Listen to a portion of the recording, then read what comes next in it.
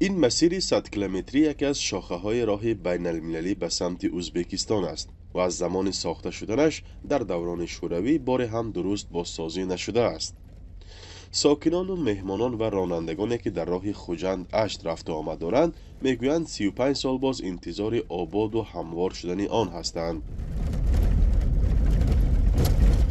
حاضر بکن یه بار رفته بیامگه که وقتی کنه بای میشیده مونده میشید خوروید اعضای بدن من 70 روم دیگه اعضای بدنم در میکنه یه بار رفته بیامگه لیکن من دستف چک هر خیلی تکنیکی چیزایی میبیارم برای همین کلینت‌ها تلفن میکنن کم ریمونت میکنید وای میکنید و راه نقص شد شافر به نقصه yarım saatinde نمیرید خوجند به 1 ساعتinde میرید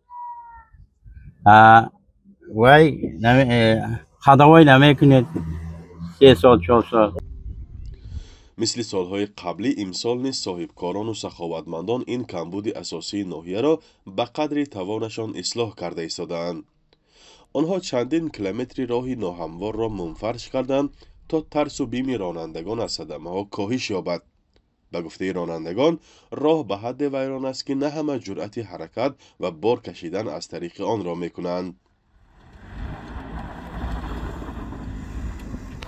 من پیش کار میکردم من در وقتهای تخصمات میامدم یا با ماشین پریگامبه اون درامتی سامغر با آمدگیننده یا همه چا بوده من شوفیر گفتم که سوس کن گفتم سوس کن نشد این راه بعد گفتن یا وای نشد گفتم دیتویتن همون وای به آمدگیننده کانال پیشش به بوله همون ترتوار با برآمدی وای شکست دنی یونوکی دنی وای به درآمد برفتی وای نامشتی گفت جراحت گفته سطرسینی بالنی سو خورا شما چی نشید خیره؟ من جو اینجام کفید اینجا چونی خوچکم زده گفتم اگر راه نقض باشد 1 ساعتی راه اینا 2 ساعت 2 نیم ساعت اند بعضی میاد همون بیام شکر میکنه همون راه بودگیش بیام شکر میکنه خدا خاطر ان شاء الله آینده و نقض میشه خدا خاطر حاضرانه با خلق مبلغ جمع کرد کنه حاضر ریمون کرد کنه رو خدا خواه نقض میشه که وعده شده که پرزیدنت خودمون که 2027 به خدا خواه رای اشت خوجان آباد میشه. شهرت محمدزاده رئیس ناحیه اشت در نشست خبریش آخر ماه گذشته به روزنامه‌نگاران گفت که سال آینده این مشکل حل خواهد شد. به گفته او اکثر راه‌های داخلی منفرش گردیدند و اینک نوبت به راه اساسی آمده است. روی کاری آمده همین راه‌های داخلی حتی وای کردن قریب 12 نفر آمدن 12 نفر آمده 2 ماه همین روی پروتکلی ناحیه با پروژه آموختن که کجا به گویا اصناف میشد استگاه میشد کجا به وای میشد همش آموخته محترم خود وزیر گفتن که البته لایحه آماده شده است در سال 2026 البته با دستگیری حکومت جمهوری تاجیکستان محترم جناب والی سال 2026 البته راه اشکجان با پروژه اصل نوسازی آغاز می‌گردد.